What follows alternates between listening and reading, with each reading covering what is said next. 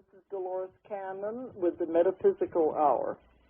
And tonight I'm in a different city in a hotel, and under these hotel phones, you never know if it's going to work all right, so let's hope we don't have any problems. And we're not going to have any fading in and out. Okay, before we start, I want to give out our number that anyone who wants to call in can call in. This is a number that is good all over the world. The number is 877-876-5227. 877-876-5227. Anybody that wants to call in from anywhere. But I found on this show very few people call in, and they tell me it's because they like to listen, and they just don't want to call in and interrupt it. All right. Tonight I have a special guest. Her name is Karen Kraft. And I found out about her, it's been several months ago, but she has a very unusual occupation, if you want to call it that, or an unusual specialty that I think you're going to be very interested in. Karen is an animal communicator. And I'm going to let her explain all of this, and I want Karen to talk about her background and everything. All right, Karen, you're there, aren't you? I'm here, Dolores. Okay. Tell people what an animal communicator is. I'll do that. First of all, I just wanted to thank you for inviting me this evening and let you know that all the animals thank you for inviting me because... Okay, that's good. That's good. You have a huge animal audience right now. All right. It's because the animals are always pleased when a communicator is given a chance to reach other people and get the message of the animals across. Because they can't really talk to people themselves that they can understand. But there's a telepathic understanding there, I believe. So they know when someone has a chance to speak for them. All right. Let's tell people what an animal communicator is. An animal communicator is someone who is doing professionally what everyone has the innate ability to do, which is communicate by telepathy. The animals naturally communicate with one another by telepathic means, and humans can learn to do this. It's something that we're born knowing how to do, but my personal feeling is that when we learn how to speak, we give up the telepathic connection because for humans it's much easier to speak through written or spoken language because then we don't have to feel each other's feelings. That's true, but back in the very primitive days, before speech was invented and it was just mostly grunting, humans had to use the telepathic abilities more. Yeah. So we do have it. We have it just like animals do. Yes, and I'm the proof that you can learn how to do it. I know a lot of people feel that they were born knowing how to do it and have always kept the ability, but if you're interested in applying yourself, it's something that you can work to develop. It's just like any psychic abilities. People say they're not psychic, but everybody has these abilities. They just lie hidden, I guess you would say. Yeah, that's very true. And it's like a muscle. The more you use it, the more developed it becomes. And I have a wonderful definition of how animal communication works. This was given to a friend of mine by a donkey. And my friend was asking the donkey, well, do you speak English? He was trying to understand how an animal could understand what he was saying in English. And the animal could understand it? Yeah, because he had a telepathic link going with her. Oh, okay. And her reply to him is the best definition that I've heard of how animal communication works, how telepathy works. And what she said is, I don't speak English exactly, or Dutch, or Chinese, or Swahili. I speak what you're speaking right now, the universal language of telepathy. Telepathy. And this is the important part. She said it's like vibrations or impulses that people and animals then translate into their own languages. And So that just makes I so can much sense. understand that because, well, you know, my work with ETs and all of that, it Sure. has to do with mind-to-mind communication. It's nothing to do with language. That's right.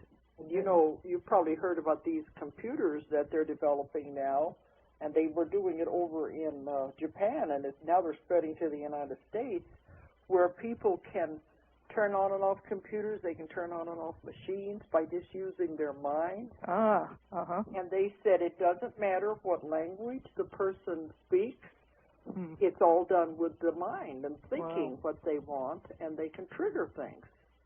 I So would that say goes that's back pretty to good the evidence. idea that language doesn't matter. So it's along that line, I guess, isn't it? It sounds like it. More like impulses or, Yeah, telepathy is as good a word as any, really. It sounds like it to me. And anyway, the animals are very interested in encouraging people to rediscover these telepathic abilities because they want us to understand that we all really are connected. We really are one. And once we rediscover the telepathic connection, that makes it much easier to, have that compassion for one another. Well, anybody that's around animals at all, any pets or anything, you can usually pick up on what they want and what they're thinking. And it's like they can pick up on you. They get instincts. Yeah. And they can also pick up if there's somebody around they don't like. They don't like their vibrations or whatever it is. And sure, they can see our energy fields, so we can't hide anything from them. And, tell everybody about your background. How did you get into this? Well, the mundane answer to that is my older sister kept telling me that I could be an animal communicator, and I was telling her, oh, yeah, right. And she found a class for me to attend, and that's how I got started. But about the third class I took, I got recruited by an orange cat. And this is where I've gone for most of my training is a wonderful place in upstate New York called Spring Farm Cares. And the animals there, it's a no-kill shelter and animal sanctuary. And the animals are the master teachers. There's a human teacher there, too, but the animals work with the students. And, why did your sister think you would be good at an animal communicator? Were you doing something at a young age, or what? When I was a teenager, I don't remember talking with animals as a child, but as a teenager, I inherited a cat from the sister. She had to go overseas and couldn't keep her cat. And so we shared a cat over the cat's lifetime. And I would occasionally pick up things from this particular cat. And that was what Mary said, oh, you should be doing this. His feelings off the cat or what?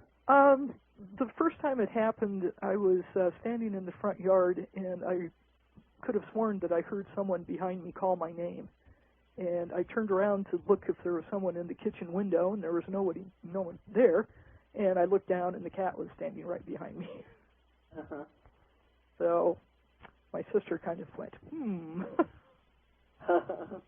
But then when I was thoroughly recruited, when I was told that I was to be a professional communicator, I was taking a class in Missouri with Dawn Heyman, and Dawn is the woman who teaches at Spring Farm, and she rarely comes to the Midwest to teach, but she did do a class in Missouri, and I found out about that and rushed down there to take a class because I'd heard about what a wonderful teacher she is.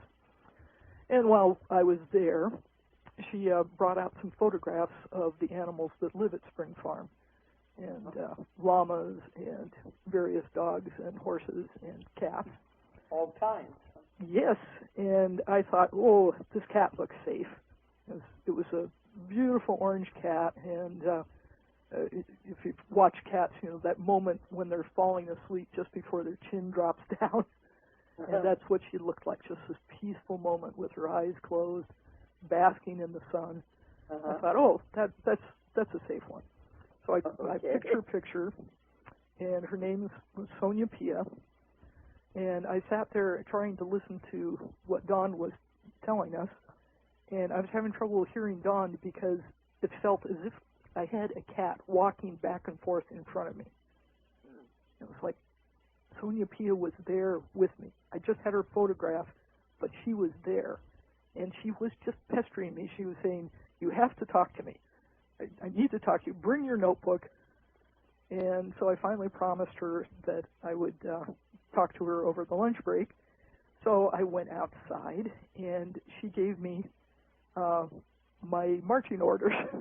And she told me that I had to go to New York to work with Dawn. She said I had to work with Penelope Smith, who is another extremely well-known communicator. I was sitting there going, oh, but Sonia Pia, I don't have any money. I can't do that. And she said, trust, it will work out. That sounds like what we get from our guides all the time. That's exactly right. Down, they say. Yeah, you just, well, every time I get hit with the cosmic 2x4, it says trust on it. That's what I tell people. Don't wait till you get hit up the side of the head. Yeah, that's right. And the cats really love to swing that 2x4 at you if you're not paying attention. And my mind started to wander, and she said, shh, focus. And anyway, she recruited me. She told me that I was to go out to New York and do my studying there, and then bring the work back to the Midwest, being a very agricultural area. People around here are pretty darn practical. I live in... you live in Iowa, don't you? I live in Ames, Iowa, which is the home of Iowa State University, and so with the university setting, some of this stuff sounds pretty far-fetched to people. Yeah, I think it would. But did you get the money that you had to have to go up to New York? She was entirely right. 6 months later, I was sitting in a class in New York, and I got to meet her in the flesh. That's what they keep saying during my clients. They always say trust and believe. That's all you have to do is trust and believe, and we'll take care of the rest. Yeah. And the hardest things for humans to do. No kidding. And the cats get really frustrated with us, just like our guides. Now, we come down to the last minute, but I don't have the money yet. They said, well, you just have to know it's coming. Yeah. Sometimes it's at the last minute. Yeah, everything fell into place, so I was able to be there, and I thought I was going to get incredible communication with her when I was with her personally. I heard not a single word from her, but every time I sat down, she was in my lap, she was in my arms, and she was just purring her heart out. So, it's almost like they're able to bilocate then, isn't it? Oh, almost. I mean, that was when that's how it felt. It felt as if she were truly physically with me. Okay. The connection was just that strong. So. But anyway, you took the classes, and then you came back to Iowa? Yeah, I've taken classes in New York and California. Traveled around to work with different people. Each communicator has her own methods, and so it's always helpful to work with different teachers. I do a little bit of teaching myself now, just because there are so many people who are interested in trying it out for themselves. So we do little in your area, or coming from somewhere else? I have done those in local area, Des Moines, and here in town. Yeah. So there are people wanting to learn to do what you do. There are. There's so many people who love animals and have such a deep connection with them, and they want to make it more conscious. But I was thinking it's the same, I think, with any kind of a modality. If everyone teaches it a little bit different, like you said, if you took different classes, they would all come at it from a different direction. Yeah, it's well, it's the way people have to learn things, is you have to hear things